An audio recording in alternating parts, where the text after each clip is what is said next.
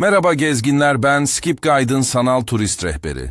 Bugün İngiltere'de Londra'nın South Kensington semtindeyiz. Adını kraliçeden ve eşi prensten alan, tasarım ve zanaatin kalbi sayılan Victoria and Albert Müzesi'ne giriyoruz. İlk adımı atınca ne hissedersiniz? Dolu dolu bir merak, kokusu bile tarihe karışmış cilalı ahşaplar, yukarıda ışığı tutan dev bir cam kubbe. Hazırsanız, bu kültür sarayının içinde birlikte yolumuzu bulalım. Burası ne ve neden önemli? Victoria and Albert Müzesi, dünyanın en büyük uygulamalı sanatlar, dekoratif sanatlar ve tasarım müzesidir. Koleksiyonları antik çağdan bugüne uzanır ve mobilyadan tekstile, seramikten fotoğrafa, modadan mücevhere kadar aklınıza gelen hemen her alanda referans kabul edilir. İsmini Kraliçe Victoria ile Prens Albert'ten alır. Doğuşu 1851 yılındaki büyük serginin ardından kurulmasına dayanır. Yani bu bina, İnsan yaratıcılığını eğitmek ve ilham vermek için doğmuş bir fikirden beslenir. Tam olarak neredeyiz ve nasıl gelinir? Ülke Birleşik Krallık, şehir Londra, adres South Kensington'daki Cromwell Road. En pratik ulaşım, South Kensington metro istasyonundan kısa bir yürüyüştür. Düz ayak erişim arayanlar için en yakın asansörlü istasyon, Knightsbridge olup, müzeye yaklaşık 1 kilometre mesafededir. Bisikletle gelenlere geniş iç avlu ve çevrede park yerleri, otobüsle gelecekler için ana caddelerden düzenli hatlar bulunur. Ne zaman gitmeli? Müze her gün sabah 10 ile akşam 5:45 arasında açıktır. Cuma günleri akşam saat 10'a kadar uzayan gece açık ritmini yakalayabilirsiniz. Kalabalığı yenmek istiyorsanız hafta içi sabah ilk saatler veya cuma akşam geç saatler iyi tercihtir. Kışın yağmur bastırdığında yüksek tavanların altına sığınmak başlı başına bir Londra ritüeli olur. Giriş ücreti var mı? Bilet nereden alınır? Genel giriş ücretsizdir. Rezervasyon gerekmez. Ancak geçici sergiler ve bazı etkinlikler için ayrı bilet gerekir. Ve bunları çevrim içi almak en rahatı olur. Aklınızda olsun, popüler sergilerde gün içinde kapıda sıra olabilir. Kısa ama güçlü bir tarih. Müzenin kökleri, büyük serginin gelirleriyle atıldı.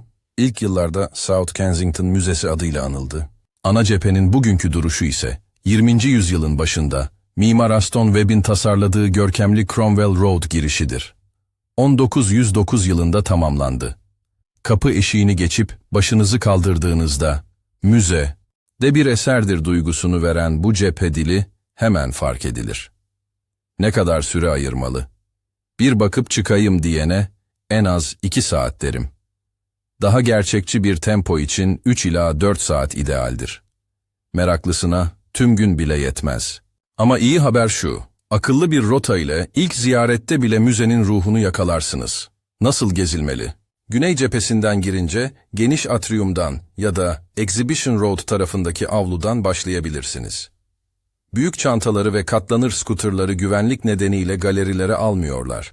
Girişlerdeki vestiyerler sabah 10'dan itibaren açık ve makul bir ücretle eşyayı bırakmak mümkün. Fotoğraf çoğu galeride serbesttir. Fakat tripod, monopod ve harici flash kullanımı yasaktır. Sessiz ve yavaş kuralı burada da işler. Işık ve zaman nesnelerin dostudur. Ne? Görülmeli, nerede durmalı? İlk önerim, Cascords denilen alçı döküm galerileri. 2 dev salonda, Michelangelo'dan kapı cephelerine, Orta Çağ'dan Rönesans'a, mimari ve heykel başyapıtlarının birebir alçı kalıpları var. Göz alıcı doruk, Trajanus sütununun 2'ye bölünmüş kopyası, galerilerin yüksekliği, özellikle bu dev için 25 metreye çıkarılmıştır. Yanına yaklaşınca, kabartmaların hikayesi, Roma'nın taşından Londra'nın alçısına ışınlanır. İkinci sahne, Raphael Cartoons, yani Raphael'in Sistina Şapeli için dokunacak halıların tam boy taslakları. Galeri, zarif kemerlerle bir sessiz salon gibi kurgulanmıştır. Resimlerin önünde 2 dakika oturup gözün alıştıkça açılan ayrıntıları izlemenizi öneririm. Bu dev kağıt panolar, 19. yüzyıldan beri kraliyet koleksiyonundan emanet olarak burada sergilenir. Doğu'nun sesi için Jamil Gallery of Islamic Art'a yönelin ve salonun ortasında, dünyanın en ünlü halılarından Ardabil, halısını arayın. Halı, renkleri korumak için her saat başı ve yarım saatte 10'ar dakika aydınlatılır. Işığın açıldığı an, mekanın nabzı yükselir. Telefonunuzu hazırlayıp önce izleyin, sonra fotoğrafı çekin.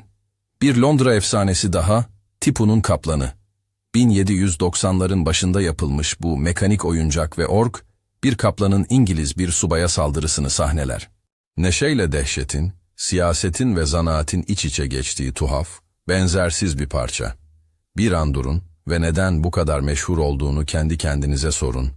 Cevap o sırada yüzünüze yansıyan ifadede gizli. Bir dev yatak odası görmek. İster misiniz? Great Bed of Ware, 16. yüzyıl sonlarından kalma, devasa ölçekte bir yataktır. Eskiden Han yolculuğunun eğlencesi iken bugün müzede merakla izlenen bir ikon. Yaklaşınca ahşap üzerine kazınmış isimleri fark edeceksiniz.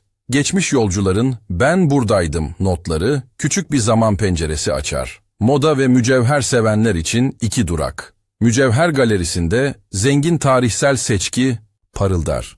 Moda katlarında ise 20. ve 21. yüzyıl tasarımlarının dili mimariyle konuşur. Fotoğraf meraklılarına müjde, genişletilmiş fotoğraf merkezi, Birleşik Krallık'ta kalıcı fotoğraf koleksiyonuna ayrılmış en büyük alandır ve 19. yüzyıldan bugüne uzanan bir görsel tarih yürüyüşü sunar. Mola mı? O halde dünyanın ilk müze kafesine buyurun.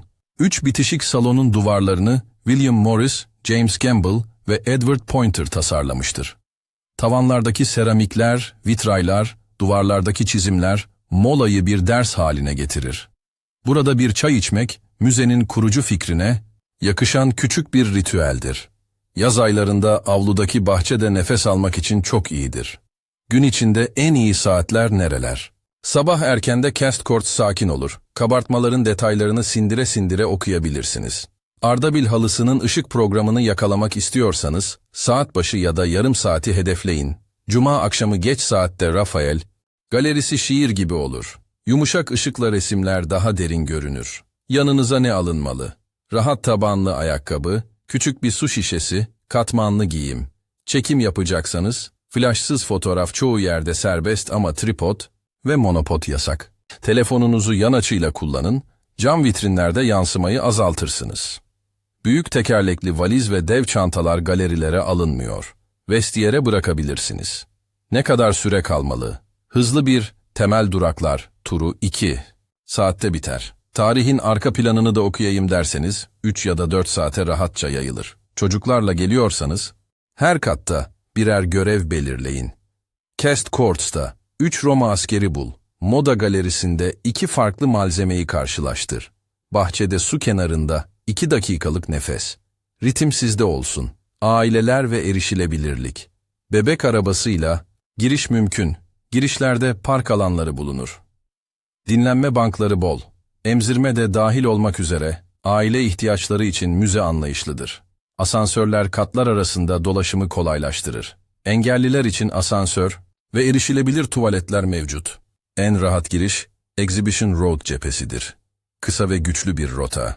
Cromwell Road kapısından girin, atriumdan sağa dönüp Cast Courts ile başlayın. Oradan Rafael salonuna geçin. Aşağı inip Camil galerisinde Ardabil halısını. Bekleyin, üste moda ve mücevher galerilerine kısa bir bakış atın. Finali kafe salonlarında verin. Sonra avluda suyun sesiyle yavaşlayın. Bu rota bir ziyaretin içine heykel, resim, tekstil, lezzet dörtlemesini sığdırır. Burası neden görülmeli sorusuna kalpten bir cevap. Çünkü Victoria and Albert Müzesi insan yaratıcılığını tek bir disipline sıkıştırmadan hayatın dokusuna dağılarak anlatır. Bir objenin önünde durursunuz ve şu düşünce gelir: bunu bir insan eli yaptı.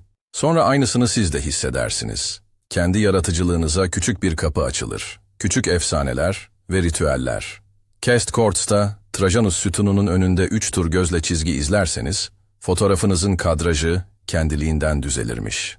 Rafael salonunda bir eserin önünde tam 1 dakika hiç konuşmadan durmak, günün temposunu ayarlayan sessiz bir ayar sayılır.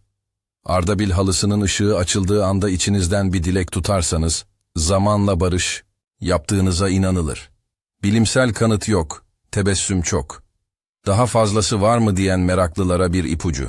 Müzeden ayrıldıktan sonra şehrin doğusundaki V&A East Storehouse, koleksiyonun perde arkasını halka açan yeni bir deneyim sunuyor. Burada rehberli alan depoların içinde Hatta randevuyla nesne siparişi yaparak belirli eserleri yakından görme şansı bulunuyor. Giriş ücretsiz. Hackney Wick ve Stratford çevresinden kısa yürüyüşlerle ulaşılır. Bu iki ziyaret, bir koleksiyonun sahne ve kulis yanını tek günde birleştirir. Kimler için uygun? Herkes için.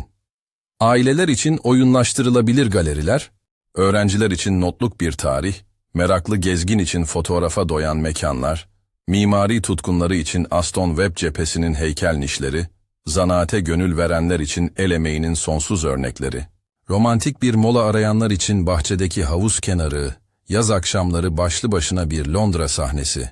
Kapanışa gelirken son bir soru. Onca eser arasında siz hangisinde durup nefes alacaksınız? Bir alçı sütunun gölgesinde mi? Bir halının deseninde mi? Yoksa bir kağıt panonun sessiz hikayesinde mi? Ben Skip Guide'ın sanal turist rehberi. Eşlik ettiğiniz için teşekkür ederim. Anlatımı beğendiyseniz kanalı takip etmeyi unutmayın. Şimdi düşünün. Bu koca müzede sizin hikayenizi hangi eser başlatacak? Bu şehre ait daha fazla görülecek yer, skipguide.com'daki haritada yer alıyor. Haritaya erişmek için QR kodunu tarayın ya da açıklamadaki bağlantıya tıklayın.